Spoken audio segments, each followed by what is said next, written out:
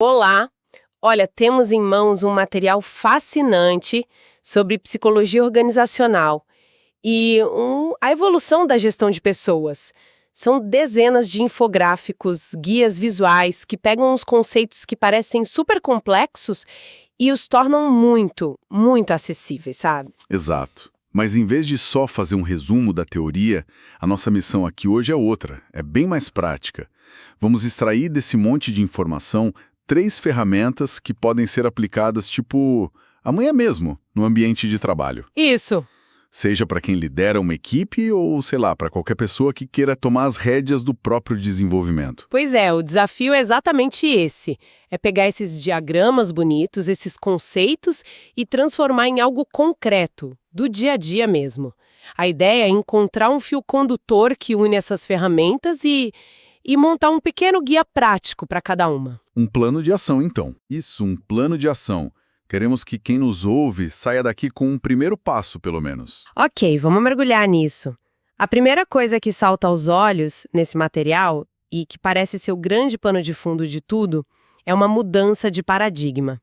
Um dos infográficos mostra uma linha do tempo bem clara, sabe? Sei qual é. A saída da era industrial, que era totalmente focada em controle, em processo, eficiência, para o que eles chamam de era das pessoas, onde o foco muda completamente para o capital humano como estratégia de negócio. E esse é o nosso fio condutor. Você pegou o ponto central.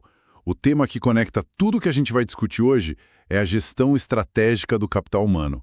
É a virada de chave, sabe? A virada de chave. É. De entender que investir no desenvolvimento, no engajamento, no bem-estar das pessoas não é um custo de RH. É o principal motor para a inovação e para o sucesso. As 3 ferramentas que vamos explorar são, na verdade, manifestações práticas dessa filosofia. Certo. Então, nossa primeira ferramenta prática é algo que, vamos ser sinceros, muita gente teme. A avaliação de desempenho. Ah, sim. O famoso feedback. Exato. O material deixa claro que o propósito dela mudou. Não é mais para julgar ou apontar dedos, mas sim para dar feedback, identificar caminhos de desenvolvimento e motivar. Mas como transformar esse momento, que pode ser tão tenso, numa conversa produtiva de verdade? Ótima pergunta. O objetivo de aprendizado aqui é bem direto. É melhorar a performance, tanto individual quanto da organização, através de um feedback que seja claro e principalmente baseado em dados. O segredo, segundo o material, está no processo. No passo a passo? O mais importante é a definição de critérios. Antes mesmo de chamar para conversa, é isso. Exatamente. Antes de qualquer coisa, precisa ter clareza sobre o que vai ser avaliado.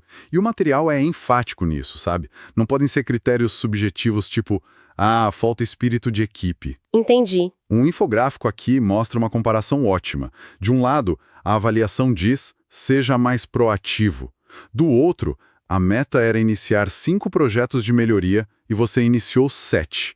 A diferença é brutal. As perguntas são, quais eram as metas? Quais comportamentos observáveis são esperados para essa função? Ah, agora faz todo sentido.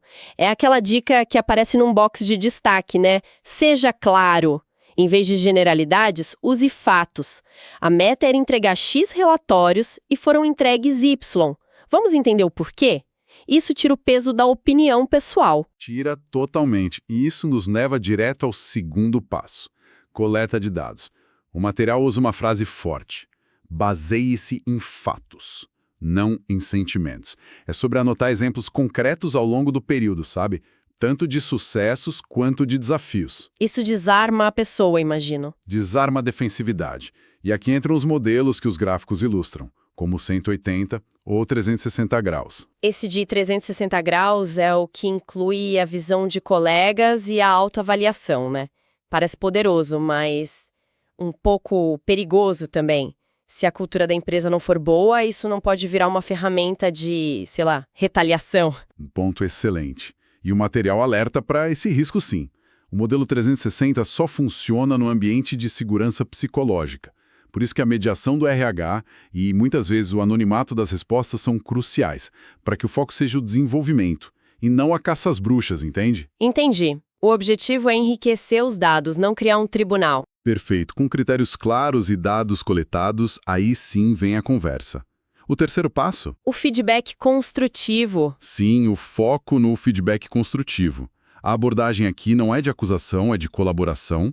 A dica visual no material é ótima. Duas pessoas sentadas do mesmo lado da mesa, olhando para os dados juntas. Gosto dessa imagem. E a estrutura sugerida é começar pelos pontos fortes, reconhecer as conquistas e só então abordar as áreas de melhoria. Sempre usando os exemplos e fazendo perguntas como você enxerga essa situação? Ou o que você acha que a gente pode fazer para mudar esse resultado? E o que me parece crucial é que a conversa não pode morrer ali. Veja aqui nos guias um destaque grande para o pós-conversa, o acompanhamento. Precisamente. Esse é o quarto passo, o acompanhamento. O material chama de suporte contínuo. Uma avaliação que acontece uma vez por ano e vira um documento na gaveta é um resquício da era industrial. É só burocracia. Exato. Na era das pessoas, a conversa termina com um plano de ação simples, com os próximos passos definidos e um combinado para um novo bate-papo em algumas semanas para acompanhar o progresso. Isso transforma um evento num processo, é um ciclo. Esse ponto sobre o acompanhamento ser um processo contínuo me parece a ponte perfeita para o nosso próximo tópico. Porque se o objetivo final é o desenvolvimento, a gente precisa entender a diferença que o material faz entre uma capacitação pontual e um plano de desenvolvimento de longo prazo. Ah, sim. À primeira vista, parecem a mesma coisa. Parecem, mas a distinção é fundamental. O objetivo de aprendizado aqui é alinhar o crescimento dos colaboradores com as necessidades de agora e com as estratégias futuras da empresa. O material usa uma analogia ótima, que é a do barco. A do barco? Como assim? A capacitação é como consertar um vazamento no barco. É uma necessidade imediata, do agora. Já o desenvolvimento é como instalar um motor mais potente para chegar a um destino mais distante. Prepara para as responsabilidades do futuro. Entendi. Capacitação resolve um problema de hoje, desenvolvimento constrói a solução de amanhã. Exatamente. E aqui é onde fica interessante. A capacitação é focada na função atual. Os exemplos nos infográficos são bem claros. Treinamento técnico para um software novo, curso de segurança, workshop de atendimento. Problemas de hoje, como você disse. Isso. E o desenvolvimento é sobre plano de carreira, competências de liderança, pensamento estratégico. E para um líder de equipe aplicar isso, qual seria o primeiro passo? É bem simples. Identifique a natureza da necessidade. Vamos imaginar um cenário. Um colaborador está com dificuldade em usar o novo sistema de gestão da empresa. Isso é um problema do agora ou do futuro? Claramente do agora. A produtividade dele está sendo afetada hoje. Perfeito. Então a solução é uma capacitação. Pode ser um treinamento rápido, um tutorial ou o que o material aponta como uma tendência forte, o tal do microlearning. Ah, as pílulas de conhecimento, vídeos curtos. Isso, coisas diretas ao ponto, que resolvem a dor imediata. Ok, mas e se a situação for outra? Por exemplo, um profissional com potencial incrível, tecnicamente muito bom, mas que ainda não tem as competências de comunicação, de negociação, para assumir uma liderança no futuro. Aí a gente entra de cabeça no futuro. Esse é o segundo passo. Crie um plano de desenvolvimento. E isso não se resolve com um curso de um fim de semana. Não mesmo. É um plano que pode incluir mentorias com líderes mais experientes, a responsabilidade por um pequeno projeto para que ele possa praticar essas novas habilidades, leituras recomendadas. É um processo de médio a longo prazo. E isso me conecta com outro ponto que um dos infográficos destaca com letras garrafais: retenção. Pessoas que sentem que a empresa investe no futuro delas tendem a ficar, né? O plano de desenvolvimento é uma ferramenta poderosa de retenção, então. Sem a menor dúvida. E isso nos leva ao terceiro passo, que é fundamental. Alinhe o plano com o colaborador. Não adianta nada a empresa ter um plano incrível se a pessoa não está a bordo, ou se as ambições dela são outras. A conversa é a chave, de novo. Sempre. É essencial para conectar o plano de desenvolvimento aos objetivos de carreira da pessoa. Isso gera engajamento. Essa distinção, sabe, entre capacitar para a tarefa e desenvolver para a carreira, É talvez a tradução mais pura da passagem da era industrial para a era das pessoas. Faz todo sentido. E falando em desenvolver alguém para o futuro, isso implica entender exatamente o que precisa ser desenvolvido. E é aí que o terceiro modelo que o material apresenta, o tal do CAHA, parece se encaixar como uma luva, não é? Como uma luva. O que é fascinante aqui é como esse modelo, que é super simples, ajuda a alcançar um objetivo estratégico bem complexo. Garantir que a empresa tenha as pessoas certas, com as competências certas, nos lugares certos. O CAHA descomplica essa análise. CAHA, conhecimento, habilidade e atitude. É igual a competência. Se faltar um, a conta não fecha. Exatamente. E aqui está o insight mais poderoso que a gente pode tirar disso, algo que o material sugere nas entrelinhas. Muitas empresas contratam pelo conhecimento e pela habilidade, mas demitem pela atitude. Uau, essa é uma frase forte.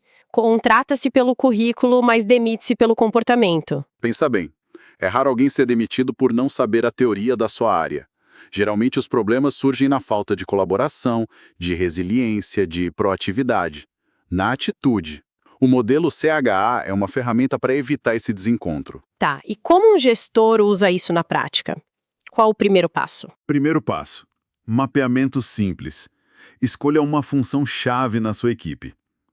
Pega uma folha de papel e lista de 1 a 3 CAHAs essenciais para aquela função. Por exemplo, para um analista de dados, conhecimento de estatística, C, habilidade em usar Python, H, e uma atitude de curiosidade investigativa, A. Só de fazer isso a clareza já aumenta muito, imagino. Absurdamente. Você cria um mapa claro do que é esperado. E como o mapa em mãos, o próximo passo é ver onde a pessoa está nesse mapa. Exato. O segundo passo é a avaliação e a conversa. Numa conversa individual, você usa esse mapa como um guia, uma ferramenta de diálogo. Olha, para essa função, esses são os CAHAs que eu vejo como essenciais. Como você se avalia em cada um deles? Peça uma autoavaliação e depois compartilhe sua percepção.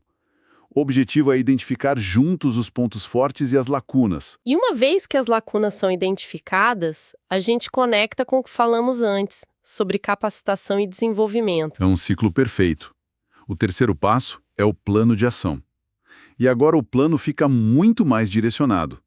A lacuna é de conhecimento. Um curso, um livro, um e-learning resolve. A lacuna é de habilidade. A prática com um colega mais experiente, mentoria, um projeto desafio, são as saídas. Mas e se a lacuna for na atitude? Essa parece ser a mais difícil de desenvolver. Como é que se treina resiliência ou proatividade? Esse é o ponto mais delicado e, ao mesmo tempo, o mais estratégico. O material sugere que o desenvolvimento da atitude não vem de um curso. Vem de coaching e de feedbacks constantes. É sobre criar consciência. Dar o exemplo na prática, então. E dar o feedback na hora. Por exemplo, o gestor pode dizer: percebi que naquela reunião tensa você manteve a calma e buscou uma solução. Essa é a atitude de resiliência que a gente precisa. Ou o contrário. Notei que você esperou a demanda chegar. Como podemos trabalhar para você tomar iniciativa na próxima vez? É um trabalho contínuo, focado em comportamento. Entendi. E para fechar o ciclo? O acompanhamento. Sempre. O quarto passo é monitorar os resultados. Agende novos bate-papos para ver o progresso. Isso cria o que um dos infográficos chama de ciclo do sucesso. A avaliação de desempenho, a capacitação e desenvolvimento e o modelo CAHA. Exato. A avaliação identifica as necessidades, a diferenciação entre capacitação e desenvolvimento cria o plano certo e o CAHA garante que o plano seja focado nas competências corretas. As três ferramentas não são isoladas, elas conversam entre si o tempo todo. Então, o que tudo isso significa no final do dia? Vimos 3 ferramentas bem práticas. Como conduzir uma avaliação de desempenho que desenvolve, como diferenciar o treinamento de hoje do desenvolvimento para amanhã e como usar o CHM para ter um mapa claro de competências. Isso. E todos eles, como a gente viu no início, estão amarrados a essa grande ideia de que a gestão de pessoas evoluiu. Um dos gráficos mostra o RH saindo de um porão cheio de arquivos para se sentar à mesa de decisões estratégicas da empresa. Deixou de ser burocrático, né? Exato. Deixou de ser um departamento burocrático para se tornar o parceiro que constrói o futuro da organização. O material nos deixa com uma citação poderosa num dos resumos. Investir em pessoas é criar um ambiente produtivo, inovador e engajado. A transformação de máquinas para mentes, como um dos infográficos ilustra, é o cerne que tudo. Deixamos de ver o trabalhador como uma peça na engrenagem. Para vê-lo como o talento que desenha as novas engrenagens. E para quem nos ouve, fica uma reflexão final, uma provocação para expandir essa análise. A tecnologia vai continuar avançando, os processos vão mudar, a inteligência artificial vai automatizar tarefas, mas o valor real de uma organização, esse vai continuar sendo suas pessoas. A capacidade delas de criar, de colaborar, de inovar. Com certeza. Pensando nisso, e nas ferramentas que a gente discutiu, qual é a conversa mais importante que talvez esteja sendo adiada? Pode ser um feedback construtivo, um bate-papo sobre o futuro da carreira de alguém, ou uma conversa para alinhar o que realmente significa sucesso numa determinada função. A grande mudança estratégica, a transição para a era das pessoas, ela começa nesses pequenos gestos, nessas conversas do dia a dia. Qual delas pode acontecer amanhã?